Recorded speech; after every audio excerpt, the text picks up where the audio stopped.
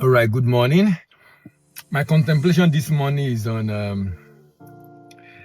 how the government can grow export volume through policy that boosts partners in the export market or having overseas representative in the export market.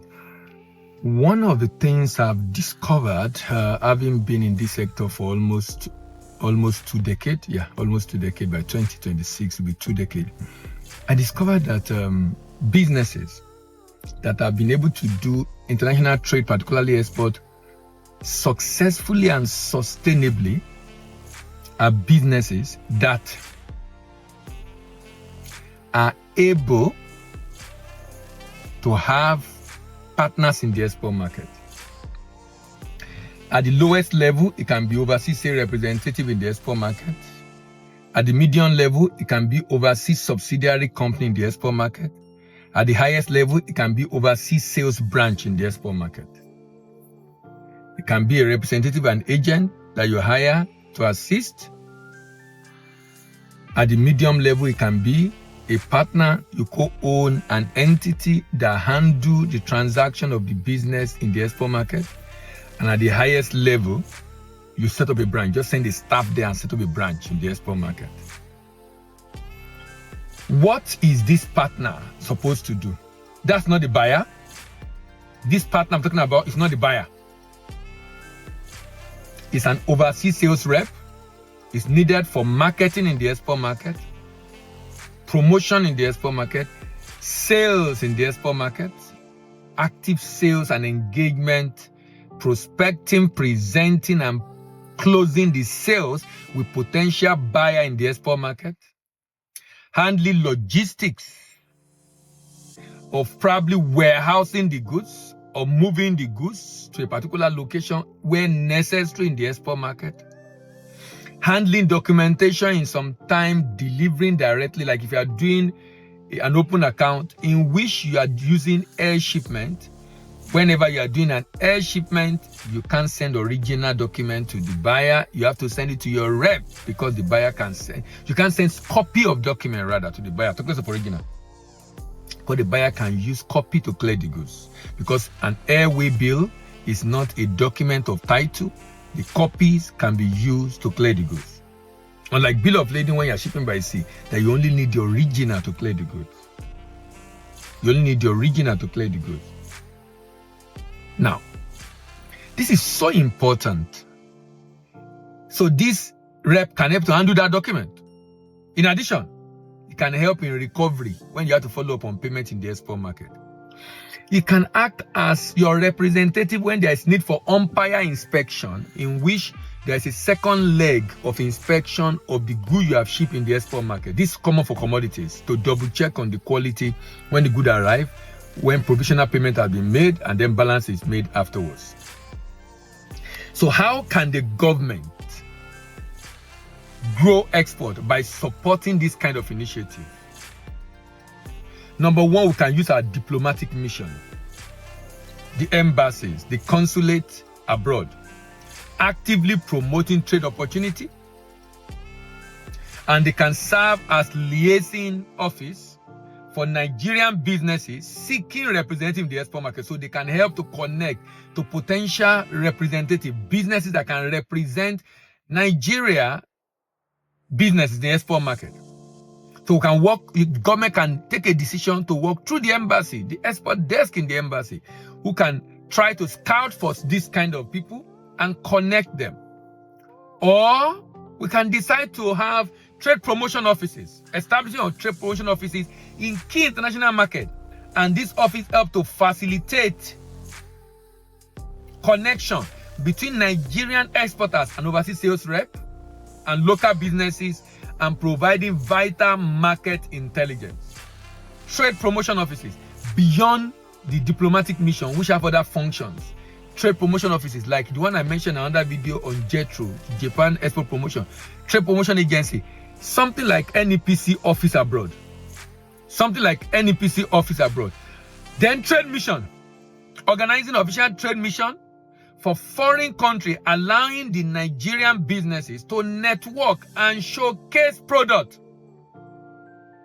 and identify potential overseas sales representative. I tell people, it's the beginning of the year. If you're into international trade, you are looking for buyer, you're going for international any trade mission. One is being organized now by LCCI, going to in China, Canton Fair. One is being organized by Nigerian British Chamber of Commerce in the UK. And now be organized by Nigerian diaspora in France. If you are going for any trade mission, your primary purpose, beyond promoting your product, is to secure relationship. Overseas sales rep, someone that will carry on the activity when you are going back to your country. If you don't achieve that when you go for trade mission, you have not achieved anything. You know, some people will carry a lot of load to go and sell, to be able to pay their bill for transport. And I don't have any issue with that. But if you do all that and you cannot secure a rep, even if you get a deal and sign a contract, but you cannot secure a representative that will represent your interest in that market, it's a wasted and unsuccessful trade mission or successful international trade fair. The reason is because if you get a deal, the day that buyer says no more interested, you will start from the beginning. But if you have a representative, that representative, number one, will help you to secure orders. In fact, if you met, let's say at the event, you are able to meet 5 potential buyers, that rep will build relationship with all of them. Even when one is not, it can work with the other. It just helps to ensure that you resolve issue in the export market, give you feedback, market intelligence. So it's a new year, you're going for trade fair. Don't go to trade fair to go and sell. Go to trade fair to distribute your samples for people to test. Get their number, call them and confirm the feedback. And have a rep that will take the work, that will take on the tax afterwards. Which is why I recommend you should go 2 days before the event. So let's say the trade fair is Wednesday, Thursday, Friday. You should leave on Sunday, so you can arrive there on Sunday. So you have Monday and Tuesday, then Wednesday, Thursday, Friday. Then you leave on Sunday evening or on Monday. Then you have Saturday, Sunday. So you have 2 days before, 2 days after. 2 days before to be able to go to the market and survey, to be able to understand, so that when you are talking to people during the fair, you can communicate effectively what in language, features, benefit, things that will make them to want to do business with you. Then after the event, to go and visit the people that came to you, to their location, to get to know them, get to know their office, and get to sign an agreement with your overseas sales representative. If you don't achieve that, you have achieved nothing. You have achieved nothing at that trade mission. Don't go and waste your money again that you're going for trade mission when you leave the place without having a sales representative in the export market. Government can sign bilateral agreement with businesses abroad. So let's say Minister of Trade sign an agreement with Minister of Trade in that country to be able to relay with the Chamber of Commerce and use the Chamber of Commerce, so that the Minister of Trade will be able to leverage on the Chamber of Commerce to get people who can represent Nigerian business in the export market. Bilateral agreement that helps, that I will help you in Nigeria to find partners that will help your business people. You will help me in your country to find partners that will help your business people. That kind of collaboration. That kind of collaboration. That kind of collaboration. That kind of collaboration. That kind of, it will be,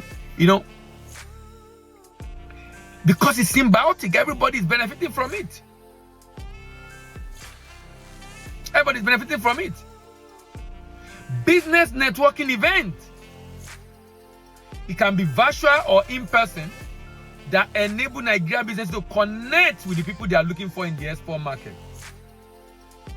Participation in international trade fairs and exhibition enable the Nigerian business to present their product and services and meet overseas sales representatives and potential partners and conduct market research.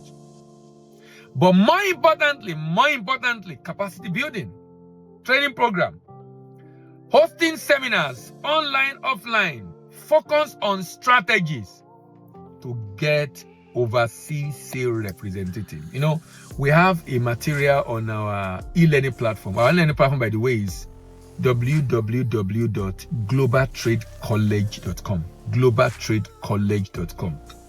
And there's a material on that platform called Engaging Overseas Sales Representative for Export Market Development.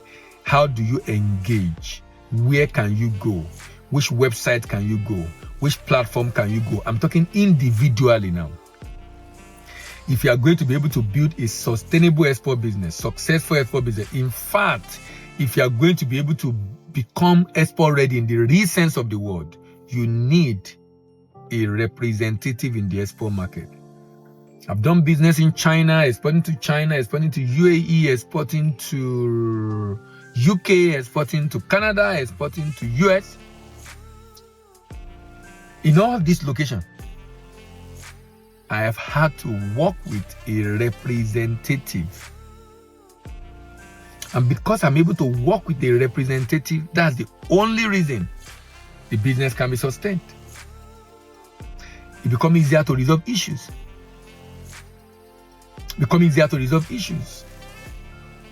It becomes easier to make the business an enduring business in that market. So if there's one thing I think the government must do in terms of policy to boost trade, is to help Nigerian businesses secure partners, not buyer, partners. Partners that can act as overseas sales representative for the micro, small business, that can act as subsidiary company for the medium-sized business, that can act, and then helping to establish a branch acting as overseas sales branch for the big size business. So for the big businesses, they can easily set up. They will just send the staff, pay the necessary fee, get necessary registration, and set up because they can afford it. But for the medium size, you can get a business, you sign an agreement, have a partner. Because when you have partners in the export market, it becomes a lot easier. They have obligation to do some things. And of course, they make money in the process, even though they do some other things. Now, but if they need to do anything, you might need to be, if you have to set up, hire staff and do like, you have to share the cost. Unlike big business that can handle the cost alone, you have to share the cost. But for the other one, for micro and small, you can have an agent, a rep that only get paid commission, does not need to get salary, only pay per transaction. So if you secure the contract, it gets paid. Only pay per transaction. So if you secure the contract, it gets paid. This is one important area I think the government can come in and support businesses to be able to grow non-oil export. I hope this video has been of immense benefit to you. If it is, please share with your friends, allies, colleagues, and anyone that you think it might be of interest to them. This is my contemplation this morning. I'm signing out now. See you in the next video, and bye for now.